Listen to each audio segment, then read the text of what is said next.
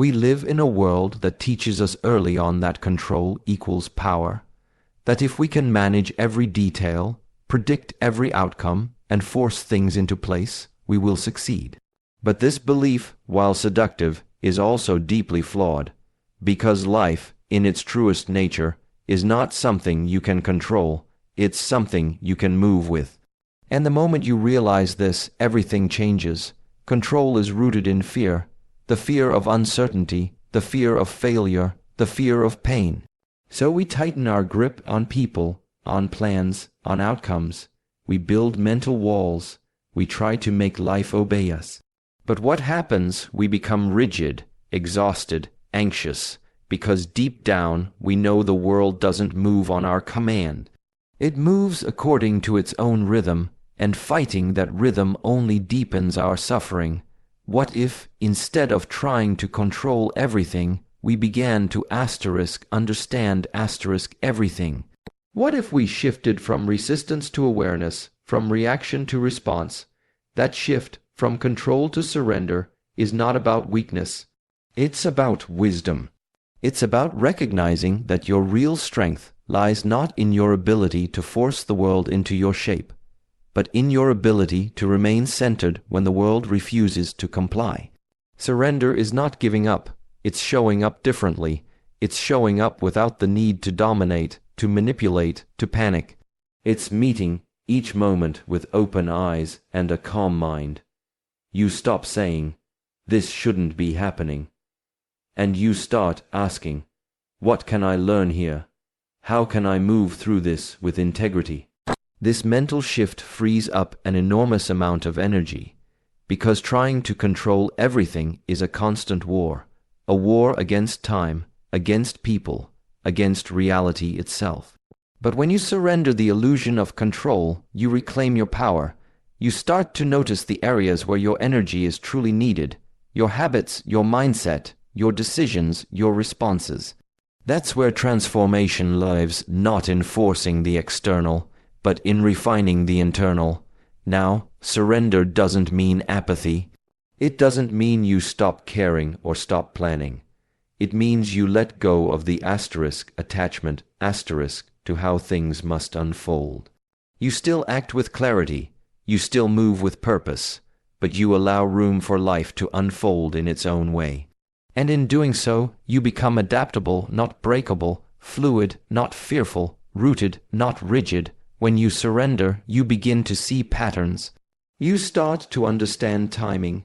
You develop a trust in your own capacity to navigate challenge, not by overpowering it, but by flowing through it.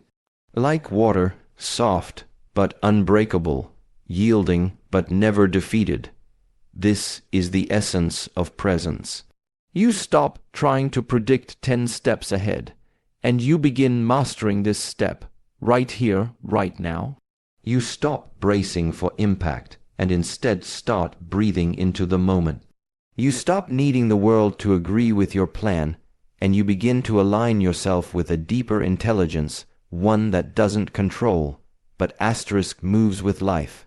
And so, when you finally surrender the need to control, you access something far more powerful, peace. Not the peace that comes from everything going your way, but the peace that comes from knowing you'll be okay even when it doesn't. Let go of control, embrace awareness, move with life instead of against it. Because when you stop wasting energy resisting what is, you begin investing energy in who you are becoming, and that is where everything truly changes. Most people spend their lives in a constant state of reaction. A word triggers anger, a glance sparks insecurity, a situation they didn't expect throws off their entire day. They are like leaves in the wind, being carried wherever the external forces decide. But what they don't realize is that every reaction drains them. Every emotional outburst, every defensive response, every impulsive word, it's all energy escaping, scattered into the world without direction. And the truth is, the power of your life doesn't lie in how quickly you react. It lies in how deeply you observe. Training the mind to observe instead of react is a discipline. It's not something that comes naturally to most of us. But it is the most liberating shift a human being can make. Because when you begin to observe your thoughts, your emotions, your surroundings, you move out of chaos and into clarity. You stop being a puppet pulled by strings of unconscious patterns and start becoming the master of your internal world. This is not about becoming passive or indifferent. Observation is a form of mastery. It's a quiet strength. It's the stillness beneath the surface of a storm. When you can sit with a thought instead of chasing it, when you can witness an emotion without drowning in it, when you can hear criticism without collapsing, that's presence. That's maturity. That's power. Why is this shift so important? Because between stimulus and response, there is a space. And in that space lies your freedom. That space, that pause, is where transformation begins. In that moment of observation, you have the power to choose. You can choose silence over argument, patience over urgency, wisdom over impulse. You are no longer living in default mode. You are living in deliberate awareness. Observation invites you to ask better questions, not "why is this happening to me?" but "what part of me is being triggered?" Not "how do I get rid of this feeling?" but "what is this feeling trying to teach me?" You begin to see that your reactions are not caused by the world, but by your interpretations of the world. And when you change the way you see asterisk, the way you respond changes automatically. This kind of inner discipline doesn't come from theory. It comes from practice. Every time you feel that surge of emotion, that need to speak, to act, to defend, just pause. Not forever, just a few seconds. Breathe, witness, that's it. In that moment, you're not suppressing. You're choosing.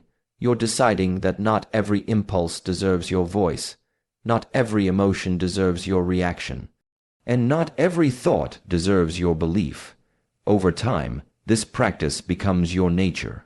You begin to carry peace, not because life is easy, but because you're no longer adding unnecessary conflict to it. You learn to move slower internally, even when the world moves fast. You speak less, but with more weight. You act less frequently, but with more intention. When you learn to observe, you begin to lead yourself. You stop being a product of circumstances and become a product of consciousness. And that is the beginning of real transformation. So pause, breathe, observe, because the ability to witness your own mind without reacting is the beginning of mastering your life. And once you can do that, no one and nothing can take your peace away from you. The world you see is not simply the world as it is.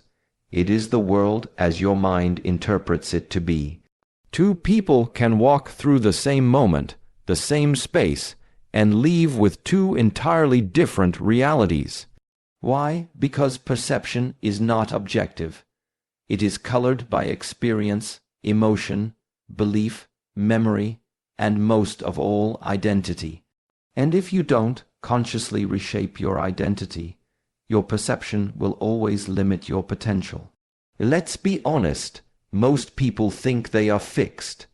They carry the story of who they think they are like a badge of honor, sometimes even like a burden. This is just how I am, they say, but who you are is not a permanent structure. It's a process. Identity is fluid. And the problem is not that people don't have the ability to grow. It's that they don't believe they can become someone different. They are locked in their own narrative, unaware that they're holding the key. Reshaping your identity doesn't mean pretending to be someone you're not. It means letting go of who you've been told you are, the labels, the expectations, the judgments you absorbed over time and accepted as truth. From your childhood, from your culture, from your failures, from your successes. These things can all become cages if you're not careful. And as long as you believe you are the cage, you will never realize you were born to be free. So the question is, who would you be if you stopped repeating the old story?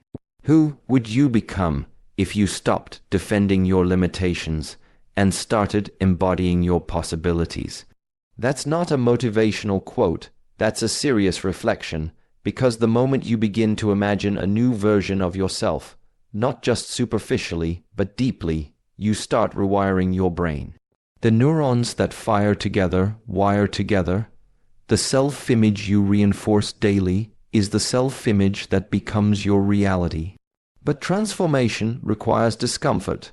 When you let go of your old identity, even if it's painful or limiting, there is grief. There is uncertainty, there is silence, and that's why most people never step into their new self. They fear the gap in between. But understand this, growth feels like loss at first. It feels like losing control, losing certainty, losing approval.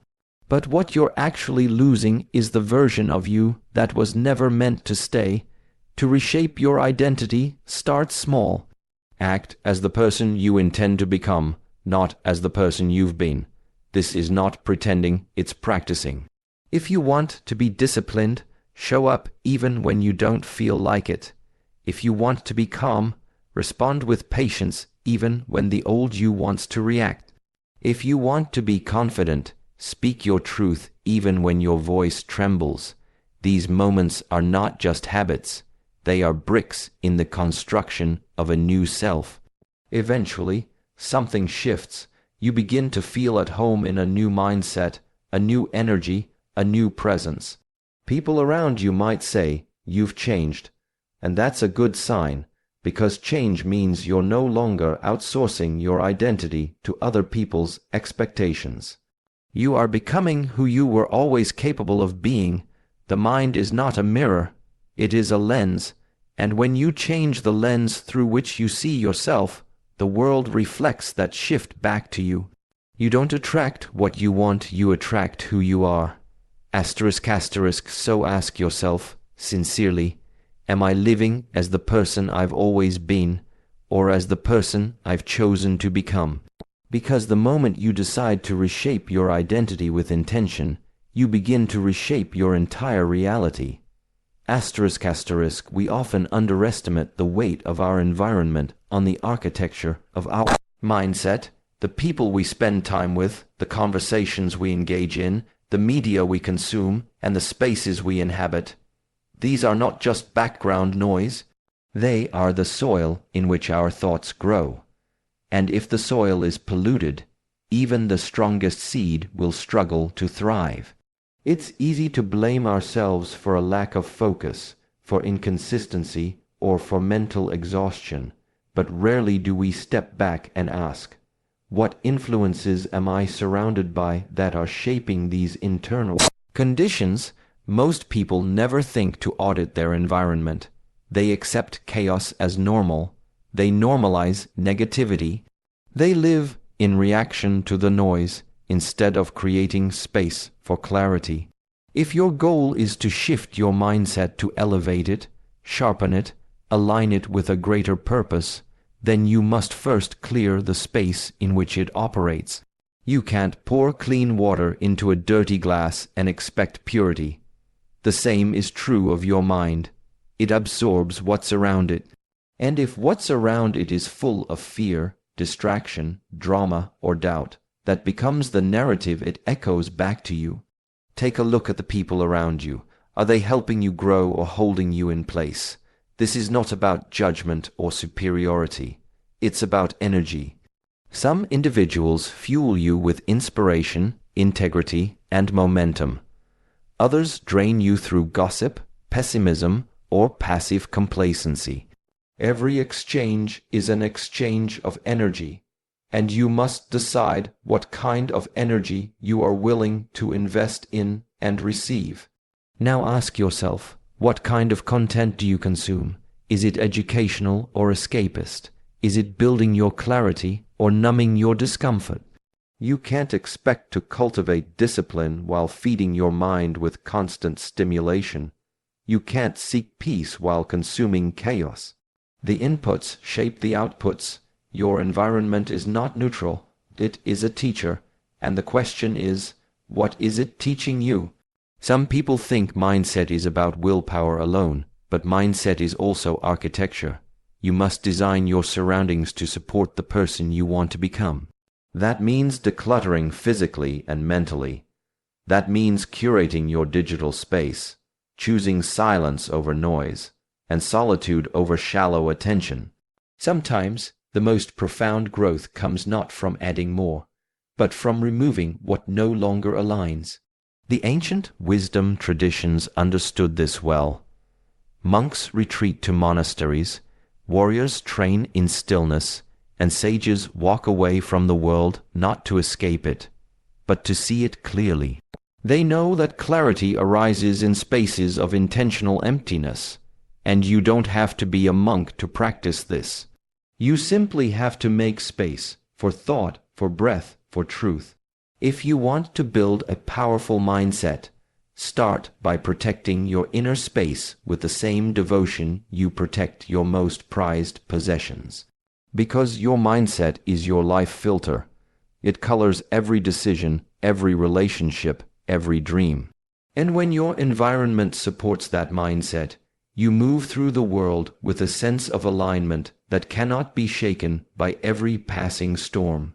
Asterisk asterisk, so the next time you feel stuck, don't just look inward, look around. Because before you can change your life, you must change the space that is shaping it. Clean the lens, clear the path. And watch how your inner world begins to reflect a peace that no chaos can touch. Asterisk asterisk, there is a silent but powerful force that governs the trajectory of our lives: discipline. Not the rigid, punishing version of discipline that many associate with rules and restrictions, but a deeper, more liberating discipline. The kind that arises not from fear, but from clarity. The discipline that comes from knowing who you are, where you want to go, and what you are no longer willing to tolerate from yourself. Most people think transformation is sparked by motivation, but motivation is fleeting. It's like the wind, it can push you forward, but it cannot carry you. What truly moves you is consistency, and consistency is born of discipline. If you want to become unrecognizable in 1 week, not just in appearance, but in thought, in spirit, in energy, then discipline must become your companion, not your enemy. Discipline is freedom in disguise. It is the structure that allows flow. It is the boundary that protects your energy from being wasted on things that do not matter. When you wake up and act with intention, not emotion, you begin to feel your own power, not because the world has changed, but because you've taken responsibility for how you show up in it. The key lies in small, deliberate acts, not grand gestures or dramatic routines, but in the quiet, consistent moments of self-respect. Waking up without snoozing, moving your body when the mind resists, saying no when it's easier to say yes, choosing one you're trying to escape. Think about this. Every time you act in alignment with your future self, you collapse time, you bring the future closer. You send a signal to the mind and body that says, we are no longer who we were. And that signal is powerful. It informs your posture, your speech, your habits, your energy. You no longer seek permission to evolve. You become evolution in motion. But this alignment demands courage. It demands the willingness to let go of the comfort that comes from being misunderstood, from playing small, from repeating the same story about your limitations. There's a strange kind of safety in struggle, a predictable rhythm in self-sabotage, but freedom real. Inner freedom only comes when you no longer identify with who you've been. You will face resistance, not just from others, but from within. The old identity will whisper, who do you think you are? And your answer must be clear, I am the one who decides. Because that is the core of it all. Identity is a choice, and the power to reshape it lies in your hands, not in the hands of circumstance or opinion. And don't wait for the world to recognize your transformation. It's not their job to validate your becoming. You will often evolve in silence, in solitude, in the unseen hours. That is where real transformation happens, where no applause is heard, but progress is made. So learn to respect your own growth, even when no one else sees it. Live as if it's already real, because the version of you you're reaching for is not a fantasy. It is a future fact, waiting for your courage to make it so. Act as if, move as if, speak as if. The more you align with that version, the more inevitable it becomes. And when you do this consistently, you'll wake up one day and realize you didn't just change, you became someone the old you wouldn't even recognize.